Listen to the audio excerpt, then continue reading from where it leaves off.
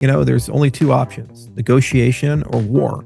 Then you see FTX happen. Then you see Luna happen. Then you see $80 million of hacks every single day in the DeFi space. You see all the bridge hacks occur.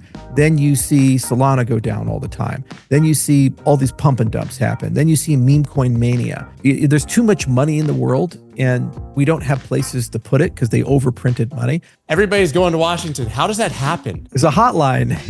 Seemingly the only thing we talk about in crypto anymore is Washington, D.C. and institutional adoption. It's a far cry from the original ethos of libertarians and decentralization and shorting the bankers and not participating in government. But now that we're here, we have people in Washington lobbying for our interests. One of those people is one of the most interesting in our industry, the founder of Cardano, Charles Hoskinson. Charles and I talked a lot about, obviously, Cardano, what's being built in crypto, what's important and what's not. But we also dove deep into what it looks like to be a part of the lobby in Washington, insight I haven't gotten from anyone else. You have to listen to this conversation. That's dope.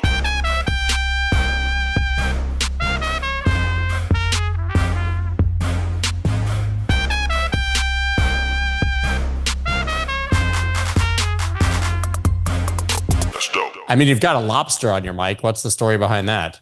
Oh, that's Logan the Lobster. So that was the very first smart contract on Cardano. I had this lobster and it was a collective contract and it named it.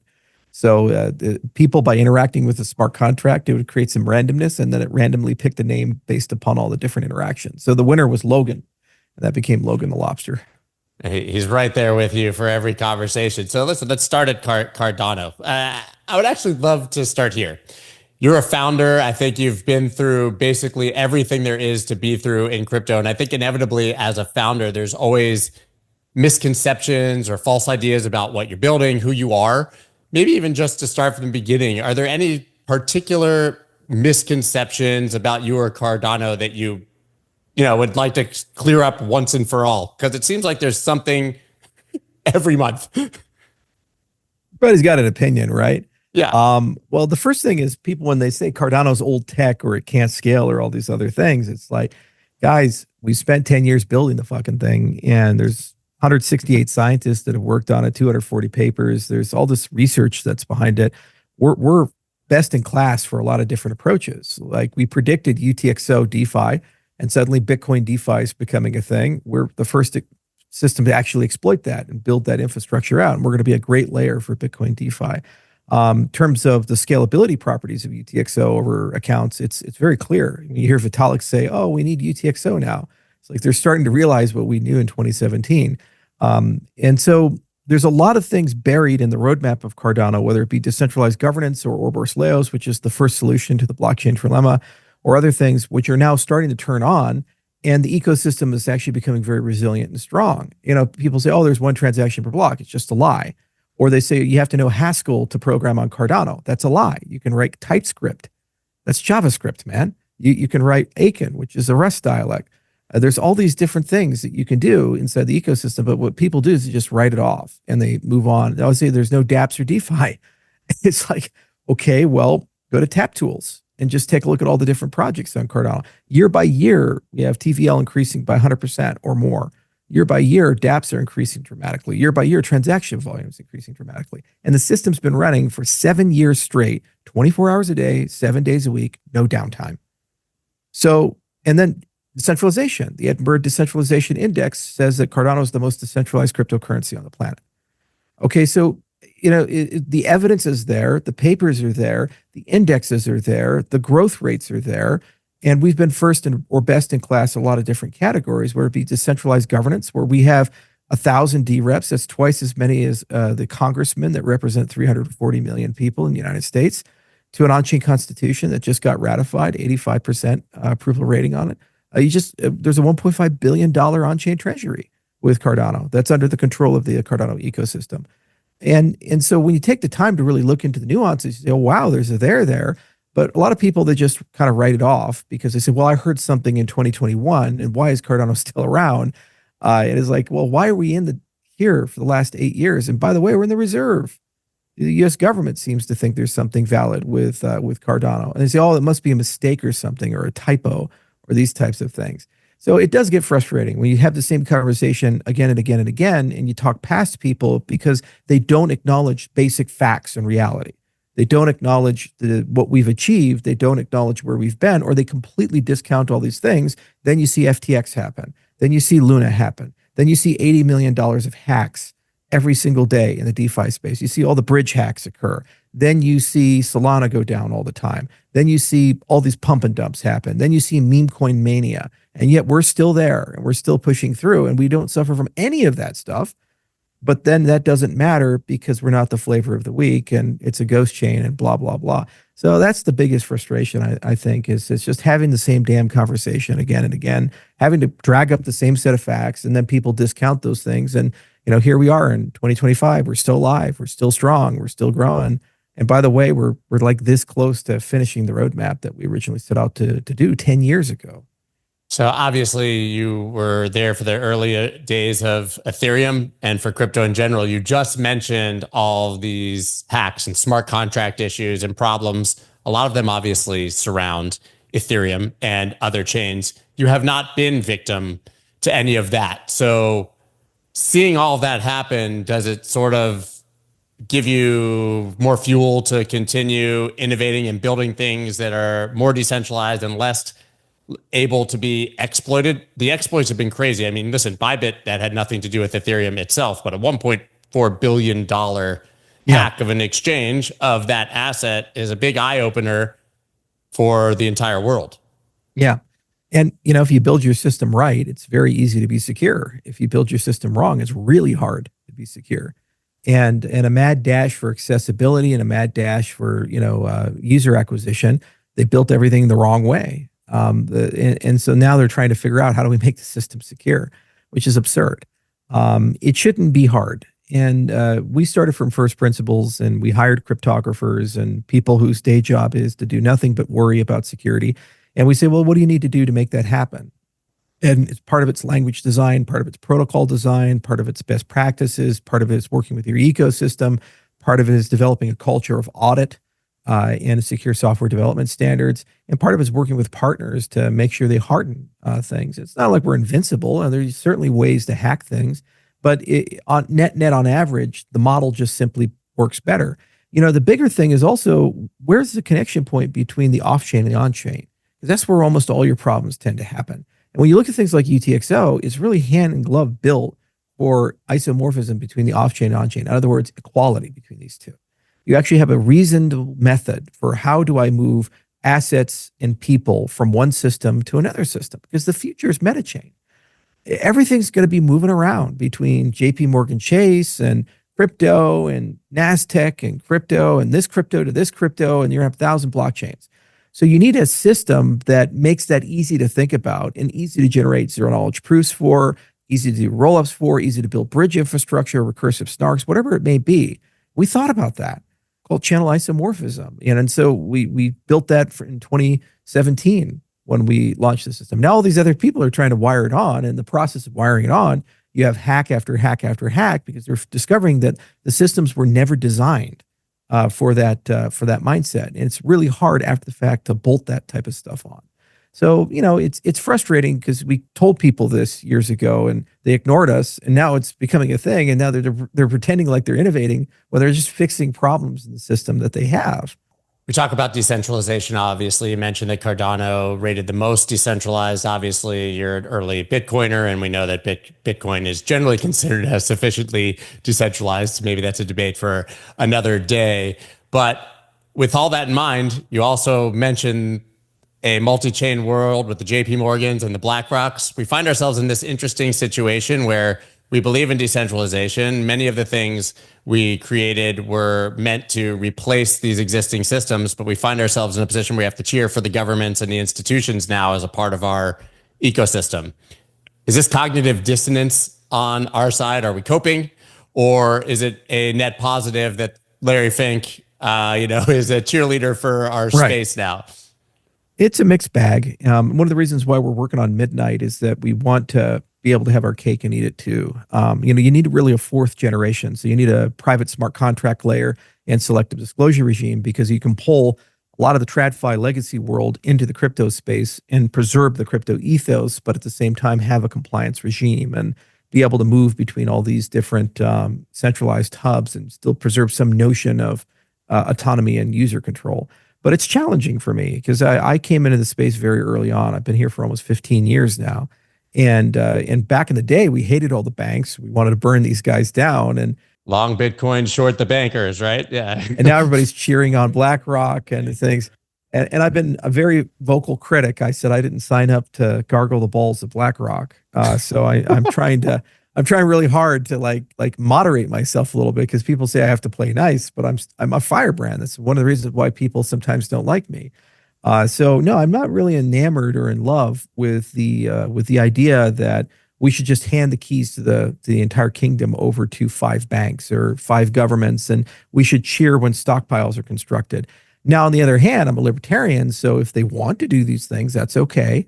But we have to have options, and we have to have connecting tissue that is beyond the control of the government as a whole. So some of this is protocol innovation, some of this is identity innovation, some of this is building up the DeFi stacks. Like we really need better DEXs. We really need better algorithmic stablecoins to counterbalance Tether and Circle and all these other things. And sometimes we make progress. If you look at from when the first generation of DEXs came out to where we're at today, it's day and night. When you look at Luna compared to JED, it's day and night in terms of these things. So we are making meaningful progress in that direction, but ultimately it's liquidity. More money has to live in the decentralized world than in the centralized world. And the problem is there's perverse financial incentives because the short-term incentives are indexed on centralization. And we see that with Solana, where they didn't really care about the centralization, but they focused on better, faster, cheaper. And they got a huge amount of customer adoption, and nobody really, talked about, well, how do you become a real cryptocurrency? They just kind of said, well, we'll figure that out later. We'll innovate our way to decentralization, but you have no incentive to do that.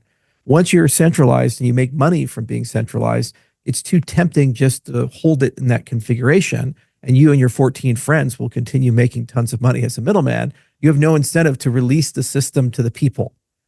So that's the philosophical challenge that we have and others have, and I think it's one of the big differentiators with Cardano is that we've tried really hard to keep that philosophical purity, and in many times it's created friction with other ecosystems and other people, and we just keep pushing through. But frankly, Bitcoin has done the same. There are certainly pockets of Bitcoin that are centralized, but it still is a pretty decentralized ecosystem as a whole.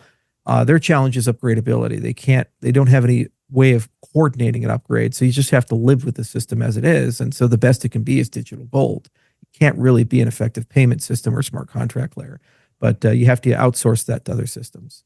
Well, interestingly, as you mentioned in the conversation about UTXO and coming to Bitcoin as effectively a layer 2, I'm very good friends with Yago, obviously building Bitcoin OS. I know that you've been working with them. So those things can't be done on native Bitcoin, but they can be done in the Bitcoin ecosystem. And that's a focus for you and something that you were looking at very early. And I think is raising a lot of eyebrows, even for critics, because now you're coming home to some degree. Yeah. Well, the thing is that's like, we wanted Bitcoin to be better for many, many, many years. I'm old enough to remember Mastercoin and Color Coins, the founders of these projects. And, we all started in the Ethereum ecosystem as Bitcoin guys trying to make Bitcoin better as a layer 2. And it just couldn't do it because at the time we didn't have Taproot and these other primitives that existed or the Lightning Network. But now when you look at the evolution of Lightning and Taproot, there's enough programmability and interactability inside that ecosystem where you can graft on a layer to do your smart contracts and still pay the transaction fees in Bitcoin and have fast finality and all these other great features. So that's what we're doing with Cardano right now is we're working with Fairgate on something called BitVMX. It's a RISC-V processor, and basically you can compile code to it, then transpile it to Bitcoin script, and then you can embed that in Taproot. But that gives you enough programmability that you then can connect Bitcoin to other systems and use those systems as a smart contract layer. What makes Cardano unique is you have something called Babel fees, and so it allows you to pay your transaction fees in your underlying currency. So you can pay your transaction fees in Bitcoin instead of ADA. Okay, so from a Bitcoin user's perspective, it's Bitcoin all the way through end to end. There's no second token. There's no, different ecosystem. You just click a button, enable Bitcoin mode, Your security ultimately is nexused by the Bitcoin blockchain and use Cardano as a computation layer, paying in Bitcoin. It's very similar like tourism. So when you go to Barbados or something and you pay with your credit card, you're paying in dollars or euros or whatever. But under the hood, there's some thing that's happening to pay in their local currency, so it creates demand for that. And it's very same with our network. Under the hood, there's an intent-based system that kind of matches ADA with it. The user doesn't see that. They pay all their transaction fees in Bitcoin. So I think it's the best of both worlds. It creates chain-to-chain trade, and then it creates incentives for chains to know each other and work together. And Cardano, I think, has a great chance to be kind of the nexus of the entire UTXO DeFi ecosystem, because we have the most sophisticated and feature-rich UTXO programming system. And then once you have Bitcoin, then all of these Taproot-enabled systems will basically be interoperable. So eventually there'll be an ecosystem where Doge and Litecoin, all the other UTXO guys are there. What people don't get is that's 4 times larger than Solana and Ethereum together when you look at liquidity and market cap. So yeah, they don't have any TVL yet, but that's because it hasn't turned on. But when they do turn it on, like with Babylon, for example, as an AVS system for Bitcoin, or Stacks, for example, then suddenly you see thousands of Bitcoin enter that like almost instantly. And here's the thing, all these financial institutions, they have a fiduciary obligation to create yield. So when a ETF that holds Bitcoin creates yield for Bitcoin, all the competing ETFs has to do the same, because their shareholders will say, why don't we have that yield too? That's not fair. So suddenly BlackRock is going to do DeFi, and Grayscale and all these other guys once the competitive pressures push them in. So I think it's in the 1 to 3 year horizon, Bitcoin DeFi and eventually UTXO DeFi. And we've positioned ourselves really, really well with that. We're going to combine Hydra, which is our layer 2, with Lightning and create Lightning Hydra. We are building a strong trustless recursive bridge between Bitcoin and Cardano. And also we're porting Aiken to work on BitVMX, which is one of our programming languages. It's based on Rust, so that you can use Aiken to write Bitcoin script and Aiken to write Cardano smart contracts. And eventually Aiken would work across all the UTXO chains. And then we also partnered with Maestro. We did a strategic investment there, and they're an off-chain host for Bitcoin applications and Cardano applications. So you have like a turnkey experience to be able to do applications, kind of like Inferior Alchemy or these types of things. So it's still early days, but we're making methodical progress every step of the way. And what's nice is Cardano has that ethos that's interoperable and compatible with Bitcoin. And it's really hard to do Bitcoin DeFi from Bitcoin to Ethereum. They tried that with Rootstock, and it just didn't really work well. The EVM is not the same paradigm. Whereas Bitcoin and Cardano, it's a natural extension of these things because of extended UTXO. So you think the same way, you build applications the same way, you kind of use the same development paradigms. And ultimately, the ethos is very similar. It's deflationary, fixed supply. You know, it's like the ethos is there, decentralization. So it's a much natural partner than Ethereum to Cardano.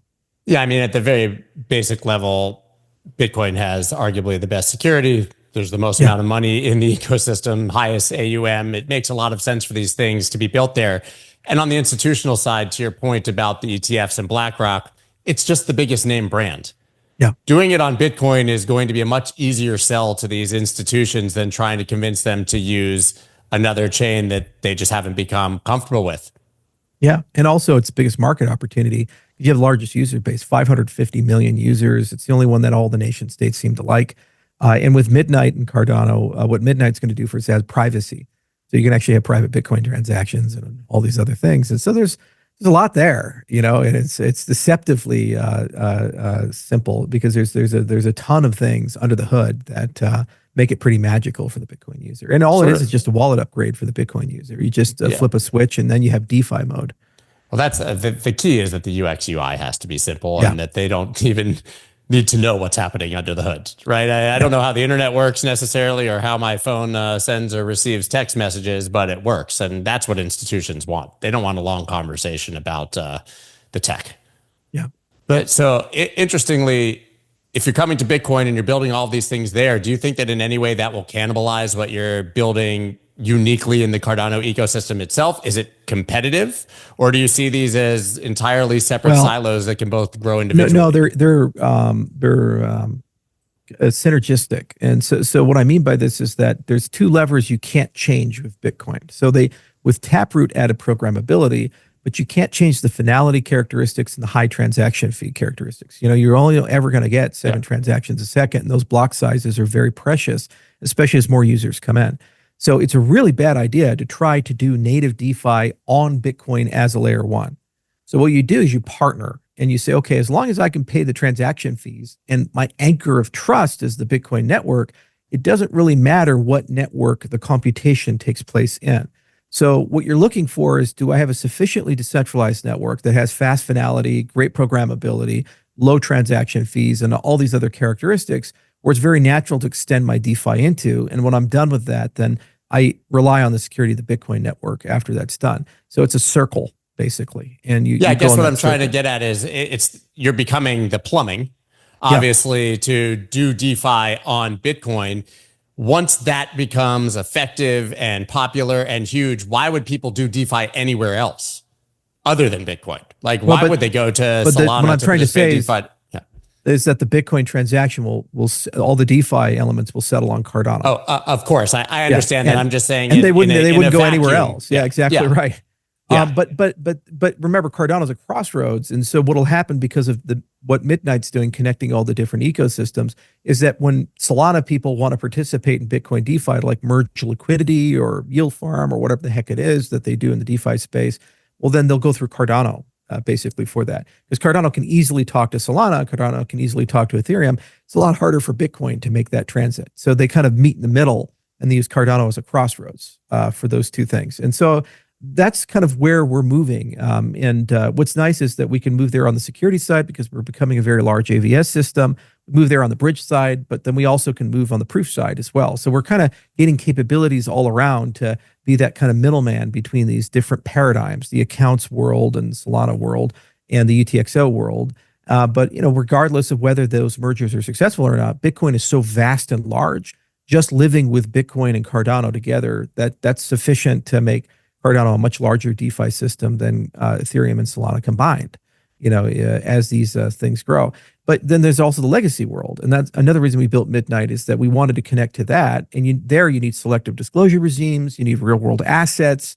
And that's larger than Bitcoin. It's $20 trillion when you look at the real world asset marketplace. So you need automated compliance and all these other things. Well, by having private smart contracts with an identity system, in this case, Hyperledger Identitas, which we created for Midnight, putting those two things together gives you the legacy world as well. So it's kind of this perfect trifecta where you have your traditional smart contract systems, and Midnight can reach in through chain abstraction and hybrid apps. But then you also have Bitcoin DeFi that touches emerging Leviathan that's waking up. But then you have Midnight connecting into the TradFi world, which is 20 trillion on RWAs. And all three of them are starting to come to the ledger. And so it'll just organically build up that momentum. And what's cool is we have the treasury to support it. We have $1.5 billion on chain to basically make strategic investments for as long as necessary. And we have all the technology coming online to support it, like Midgard is our layer 2 optimistic rollup system. And then we have Laos, which is going to give us kind of Solana style speed, but full decentralization and no stalls. And then we have all the zero knowledge technology that's coming in too. We're kind of state of the art on the zero knowledge side. We've obviously had these repetitive crypto cycles. They've rhymed. They haven't all been the same. This time it's been a bit unique because we've had a bit of a barbell, right? The performance obviously and focus on Bitcoin. And then I would say we've seen a massive increase on the speculative side, even from previous cycles, specifically meme coins on Solana. I think have captured a lot of the attention, a lot of the volume and liquidity. You've probably in 15 years seen every distraction that we have in crypto, and they've been massive. I would argue that this has been the largest.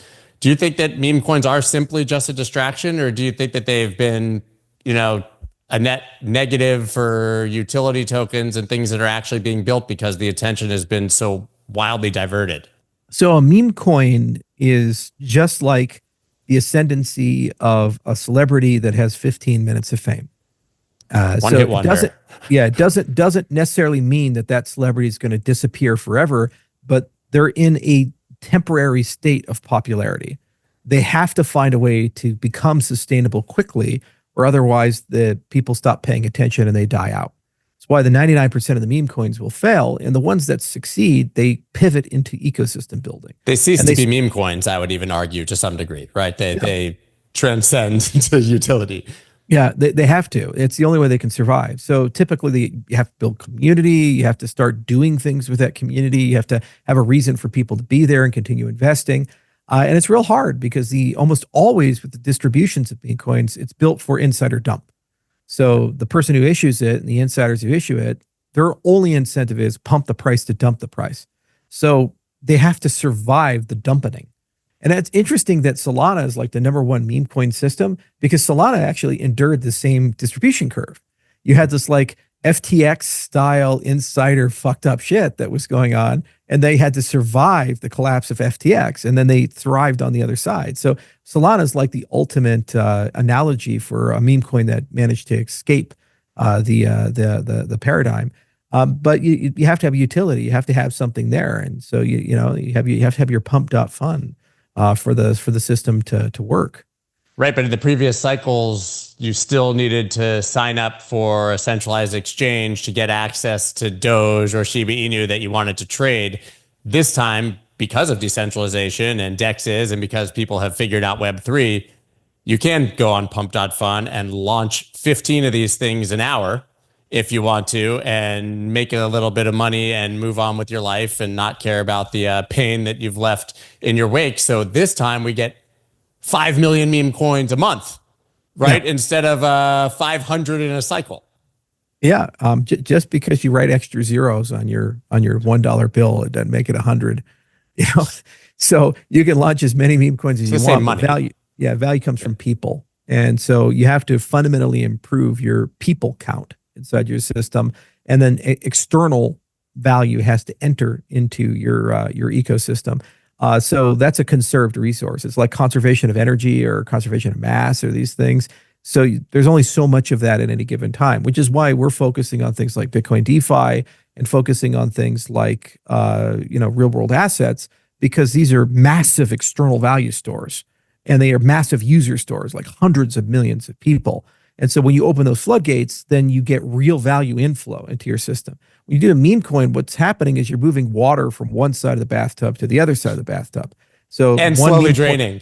And the drain is slightly open. The drain is open, right? It goes into the founder's pocket. And so basically you're not adding any water to the tub. You're losing water over time, and you're moving value from one side to the other side. But it's net neutral or negative. So that's one of the fundamental problems with a lot of meme coins. And so what people are trying to do is use meme coins to bring new people in. In some cases, that's successful. Like Trump coin, for example, was able to do that. There was a huge influx into Solana to get to Trump coin. But none of that has gone anywhere else. Exactly. The metrics I've seen. So even in the case of the largest meme coin launched by a president, it brought in a bunch of people who now are just going to sit there and never move the money around or test what else is out there. Well, maybe they'll build competency over time, but it's very rare. That's a black swan event, and it's the exception to the rule instead of the rule itself. But it's not sustainable in the long term. So you need something else to make it sustainable. So it's not surprising to me. We had NFTs before that, and then we had ICO mania, if you remember that. Before that, and then we had altcoins before that, where people just forked Bitcoin again and again. We had Feathercoin and all these different things way back in the day. And they were fun, and everybody just did the same thing. They just changed the distribution function a little bit, maybe added like a memory hard proof of work, and huzzah, I have my new ecosystem. Here you go. Start mining. We're silver to your gold. And sometimes they survive and they create an ecosystem around them, like Doge did and Litecoin did. And the vast majority of them collapse and fail. And so that game will be played again and again and again, mostly by new people coming in, not remembering the mistakes of the past. And as long as there's an inflow of value, there's water going into the bathtub, it's sustainable.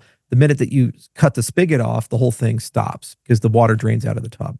I'm questioning if there is new water coming into the bathtub and how that water escapes the bathtub to greener pastures of actual utility and important assets meme coins, that are being built. It's not, but there's still a ton of opportunity. Yeah, there's GameFi is a great opportunity. There's a ton of interesting things there. As I mentioned, RWAs are a great opportunity. Bitcoin DeFi is a great opportunity. Algorithmic stablecoins, I think they've been damaged badly by Luna, but they'll make a comeback at some point. And micro lending and these things. We have a company called RealFi that does that in Kenya. So there are real opportunities here, and they typically take advantage of the fact that the legacy system is so fucking bad. I mean, when your loans are 85% and your remittances take 5% off of every transaction, or I just tweeted yesterday, It's literally necessity. this person trying to withdraw $2,500 from their bank to buy a motorcycle, and the bank's like, we're not going to give you your money. So that when your competition's there, everybody wants to kill that competition. So that's where our nexus of utility comes from. Yeah. And so as long as that's the case, crypto is not going anywhere. It's going to be strong. It's just the problem is you also have to deal with the fact that crypto enables people at a very low cost to commit scams. And crypto enables people at very low cost to extract value from things that have value.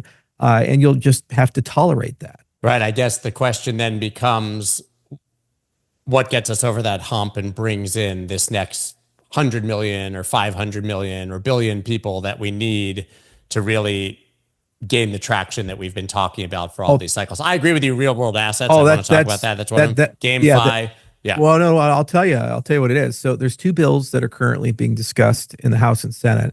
The one that's most likely to pass in the next 60 to 90 days is the stablecoin bill. And then the second one's the market structure bill. Once those two bills pass, Apple, Microsoft, Google, Facebook are going to say, hey, we're crypto people now. And so they're going to put wallets in their platforms because they can capture an enormous amount of the market. When you add their user bases of 3 billion people, and when they have those 3 billion users, it's like they have cryptocurrency wallets right in Windows, right in Facebook, right in your cell phone apps, right in iOS. And because they now can legally hold stablecoins and use stablecoins, they're going to do it because they don't like paying the processing fees on credit cards. So they'll issue their own stablecoins or partner with people to do that, and they have feeless transactions inside the system. And then suddenly these tech companies become financial service providers, and they have so much money and so much power that they'll push through. Once that's there and you have a good regulatory regime, it's very easy then to click a button to create yield products on top of that. So that's what's going to bring the value flow in, because the users already are wired into that system. Their money's already there. Their credit cards are already there. Their purchase power is already there. And there's just too much temptation not to do that. And the competitive equilibria are such that they have to do that. The only reason they didn't enter in, Facebook tried. It was the most ambitious of the four. Remember Libra? And they just got brutally beaten down with that. I guess they changed the name to DM. Yeah, because the regulators Libra to DM, and then Mo and Avery, they all left and made Aptos. Yeah, exactly right. And I like Avery. We're working with them on Jolteon for Midnight. They're great guys. But Facebook tried this because they have the playbook, and it's like they're just going to abandon that playbook. No, they had to because the regulator told them no. Once these two bills pass, that opens the floodgates, and that's 3 billion people that enter in. The other thing is markets want to be liberated. There's too much money in the world, and we don't have places to put it because they overprinted money. So Goldman and all these other guys are like, how do we move money around so we can keep getting a 10% return for our investors in our private wealth funds and all these other things? Well, you need 24/7 global markets that are highly liquid.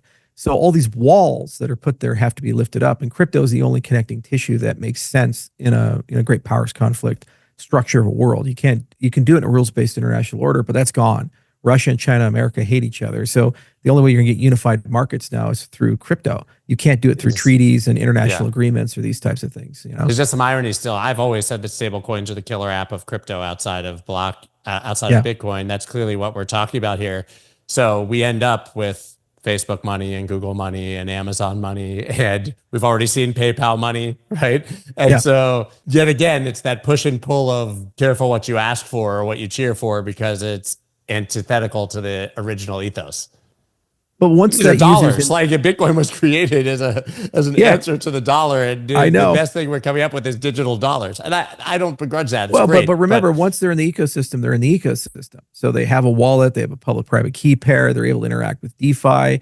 They can convert those Facebook dollars into Bitcoin. They can convert those Facebook dollars into other crypto assets.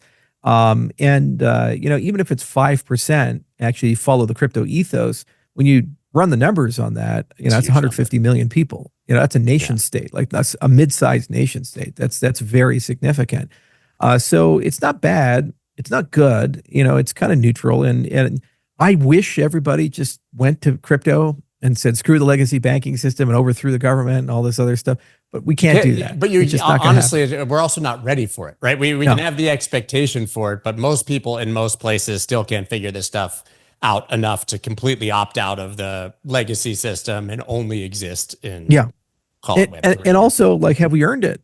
You know, when we look at our own internal governance and we look at the scams and all this other stuff, it's like, can we really? It's like that 18-year-old kid telling you how to run the entire world, and you're like, have you cleaned your room yet, Billy?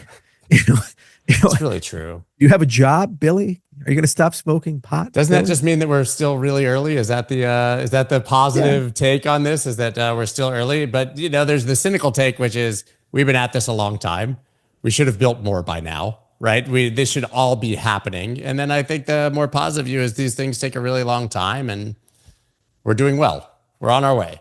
Yeah. Well, I mean, the history of computing, you know, today would be the equivalent of like 1955. So are we done with computers in 1955? You know, not really. Obviously, there was so much more to do. We invented the transistor and then, you know, new revolution. Now we have quantum computers coming. So analogously, when you look at crypto, it's very early days. You know, 15 years in, we went from like a single person creating a single protocol that nobody cared about to a global movement with 550 million people and trillions of dollars of value, and governments, you know, and getting involved and forming reserves and launching meme coins and all kinds of things. That's an extraordinary. There's no technology in the history of humanity that's grown as quickly as crypto. When you look at it from that widened aperture, and you say, well, if we have that same rate of growth in 15 years, crypto will be the dominant asset in the world. You know, and usually they go more parabolic once they start. So you don't flatten once the hockey stick starts flying, and we're still even if it's an S curve and it balances out, it's like the S curve balances out at 3 billion users. You know, and so that's internet scale. And also it's like, what is your alternative? You want to go back to 5-day wire transfers, 5% fees, 10% fees, getting locked out of your accounts, government stealing from your bank accounts, like in the case of Cyprus. Having to ask for permission to withdraw $2,500 of cash to go buy a motorcycle, you know, high fees, credit card interest rates at 18%. That's your alternative that you want to go back to? It's like, no, it's just not going to happen. So crypto's here to stay. It's just, we don't know as a society how to make this work because the whole regulatory model is not built for crypto. And it will change over time, but we now have to reevaluate things like how compliance works, how Bank Secrecy Act works, suspicious activity reporting, international transactions, all these things. Everything has to be completely rebuilt. But it's the same. Like, remember the old publication model? You could buy a newspaper, you know, and then the internet comes, and then obviously the papers that adapted, they survived, but the vast majority of papers didn't take it seriously, and they got blindsided and went out of business. You don't want to get Blockbustered or Kodak. Yeah. So to speak. And that's inevitable, I think, for most of these entities. It's just a matter of time, but they're not going to go quietly into the night, right? I mean, when you really talk about the core ethos of what we can do, whether with stable coins or Bitcoin in general, it's eliminating that toll collector in between our transactions at the end of the day, right? But those are the biggest entities in the world. Those toll collectors are the Visas and the MasterCards and the banks and the clearinghouses. And they're going to have to adopt or die in our minds, but maybe they're just going to keep fighting. Yeah, they'll adapt, and there's an embrace and extinguish mindset, and you know it's an ebb and flow. And some administrations are captured and they get very hostile, and other administrations are very embracing. We saw that with the Biden administration versus the Trump administration. Right. So there's a jubilee right now, and what we're trying to do as an industry is move as quickly as possible to get some legislation passed to create a backstop, so that the Biden administration can't happen again. So it's a race. So even if we get regime change, there's actual laws on the books and not just executive orders that protect the industry at a very basic level into the future. I think that's so important. It comes back to the earlier conversation where I asked you about the JP Morgans and the BlackRocks and celebrating them. Obviously, as I said, we were sort of anti-government. You're a libertarian, right? But you're headed to Washington, you know, after our conversation. We know that you've been spending time there. You kind of have to.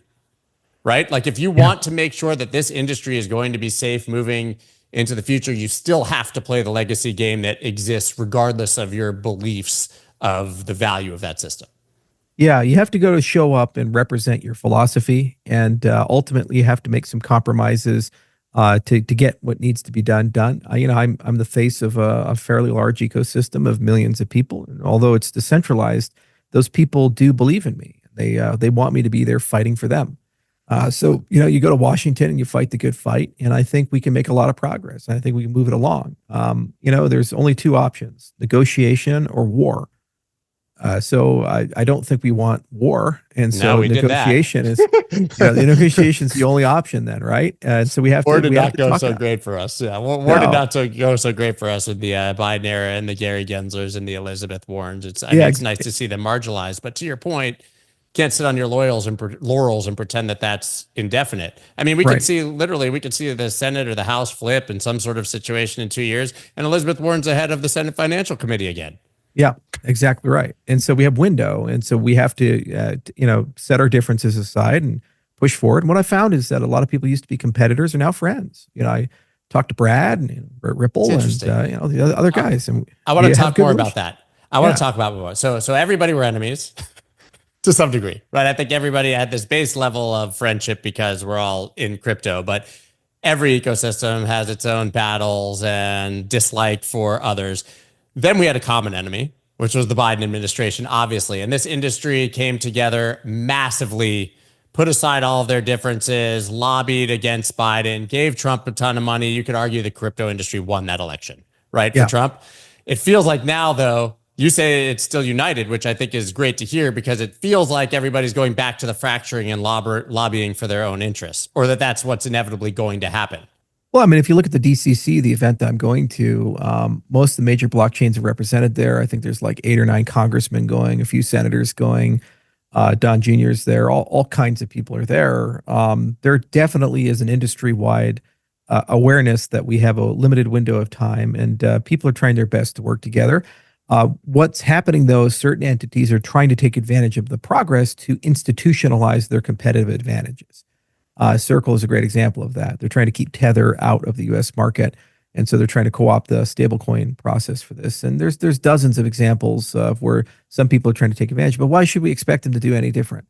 I mean, when there's power to be made, there's money to be made. People are going to try to take advantage of the situation. It's human nature. It's a competitive ecosystem. And so I don't judge people or fault people or say, oh, these are bad actors. And it's a free market, and you are going to use everything in your back pocket to win in a free market, even if it's an unfair advantage. What you have to do, though, is transcend all of that and say, okay, can we at least agree on some basic principles on digital asset classification, custodial standards, tax standards, the treatment of proof of stake and proof of work being equal, dozens of things like this under the law that really need to get into the law.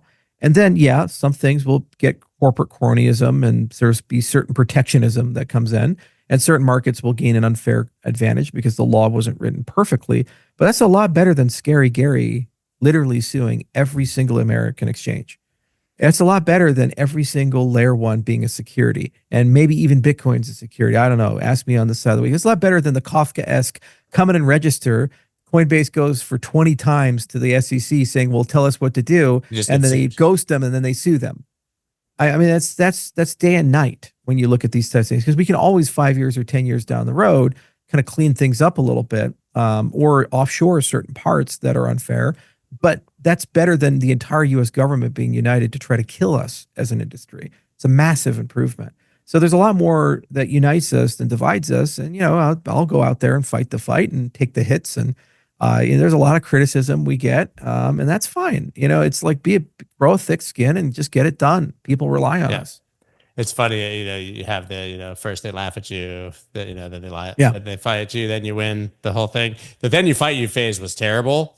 Horrible. I just think that we've taken for granted that we feel like then you win, but you still need to go there and make sure that we solidify those wins. As I said before, I haven't asked anyone this question. So obviously you're the head of ecosystem, as you said, it's decentralized, but you're obviously the figurehead, millions of people, lots of interest in Washington. Everybody's going to Washington. How does that happen? What is the process of going to Washington? Do you call, who do you decide who to call? How do you get a hotline? How do you make sure that you get is there like a lobby? Excuse me, I'm with the crypto lobby. I would love a meeting with this 100 people. It's very interesting because it seems like, for the summit, you needed to be friendly with Sachs, right? It was which makes sense. Yeah. It was his summit. You had to be one of like his guys who knew before. He invited them. Then there's all these side events, and then you see individual senators, how do you penetrate? Do you have to hire a lobbyist that goes in on your behalf and knows the lay of the land? I've never asked about this process. Well, it depends on who you are. So, if you're a big guy and you know everybody, don't ask anybody. Just call your friends who are now in power. Say, I'm coming. Hey, yeah, say like, hey, I'm coming. Where's my invite? Must have been lost exactly in the right. mail, They call you. You don't call them. Right. If you're on the outside, then you have to earn your way in, and then typically is some combination of industry events and lobbyists and these other things, and you kind of walk your way up the food chain, and then eventually you work your way in. Every administration is a little different, and you have to understand the United States is different in terms of balance of power. So while the executive branch has all the prestige and the momentum and everybody pays attention to the president, the legislative branch is the one that writes the laws. The president signs the law. So the actual power for cryptocurrency regulation long term is nested in the legislative branch. Legislative branch is ridiculously easy to approach, because there's a lot of people and gateways to come in, and typically it's people you can contact. Yeah. And some of them are your typically representatives. Yeah, it's a game of having dinner with various congressmen and senators. It's a game of talking to various policy groups. It's a game of talking to a lot of staffers. And staffers are the lubrication of Washington. They're the ones who do all the work, get everything done, schedule all the meetings. So you actually get a lot more done smoking cigars with a staffer, at 1 o'clock in the morning at Shelley's. Then you can, many cases, by having dinner with a congressman or a senator, because at the end of the day, they're in the neck. They determine where the congressman looks and what they sign. So it's a layered approach, and there's a lot of publicity events. Like the White House Summit was a really curious one where it's like, were we in, were we out? And we didn't know if those invitations were coming in or out. You were like a main source of news, whether you were invited or not, without you even saying whether you were invited or not. That was one of the stranger things. It was so weird, because we kept calling them. It was like breaking news: Charles not invited, and I was like, did he ever say he was? Like, I never did. I never did. It's like, first we called them and say, are we on the list? We said, we don't know. I said, all right, well, I'm going to Japan on Friday. So do I cancel my plans or not? And they just kept dragging out. And then they went to Lara Shin and they said, Charles has nothing to do with this and he's not invited. I was like, I don't know what White House staffer. Like, big deal. Neither was I. But okay, you have fun at your party, guys. That's great.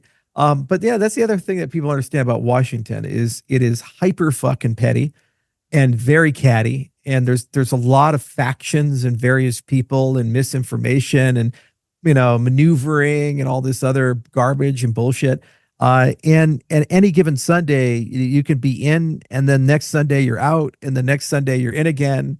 And that's just Washington. So we try to stay above the fray and say that we spend a lot more of our time on the legislative branch than the executive branch. Because here's the thing, like Securities Exchange Act of 1933 was passed 92 years ago, and it's still relevant today.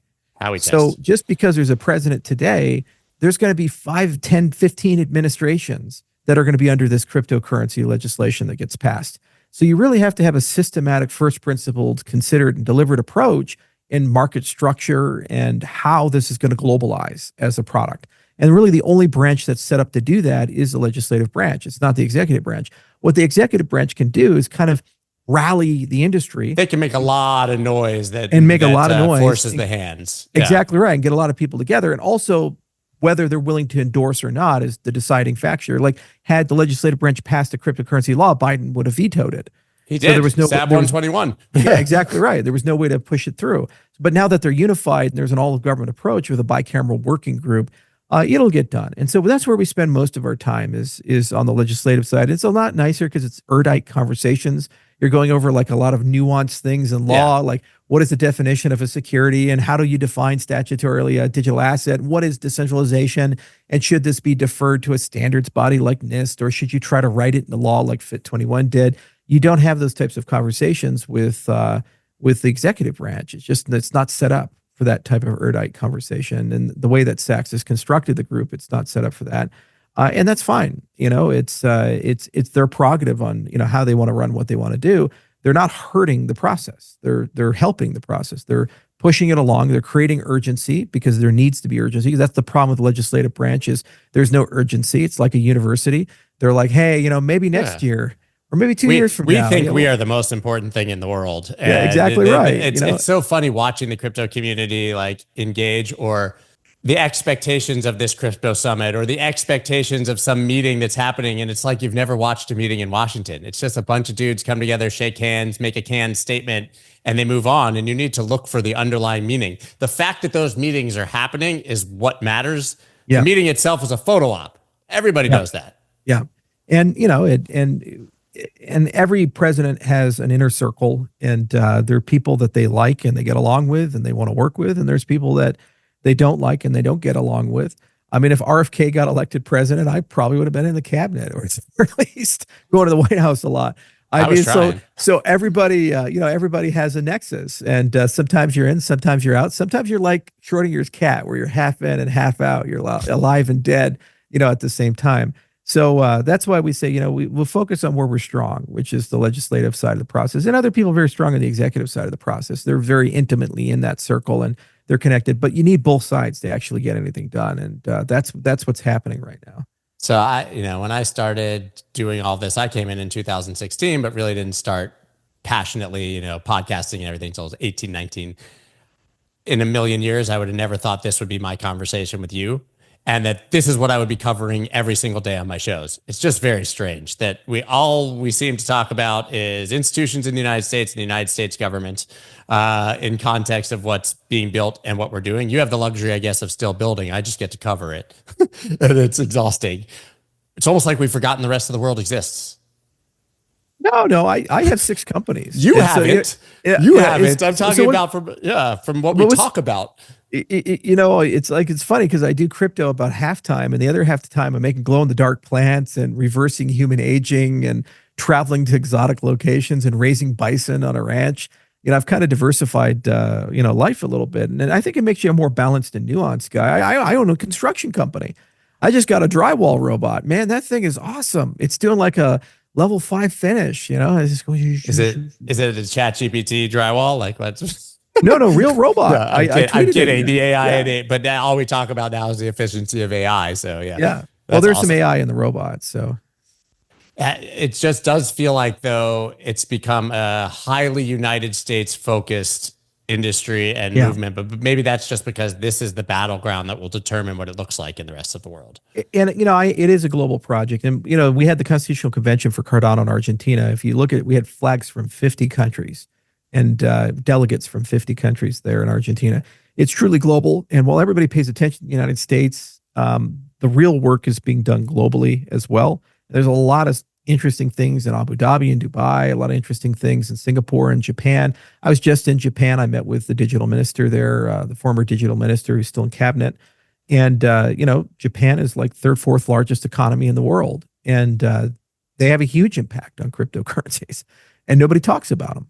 And so you go and you talk to them and they're like, oh, yeah, we're really interested in this crypto thing. And it's like, well, wouldn't it be an interesting thing if Toyota woke up and they put their entire supply chain on a blockchain, or PlayStation woke up and they put all their stuff on a blockchain? It's like hundreds of millions of users and transactions and billions of transactions just from those 2 companies. And think about and I saw Circle, I think, was just approved in Japan as the first stablecoin this week. Exactly right.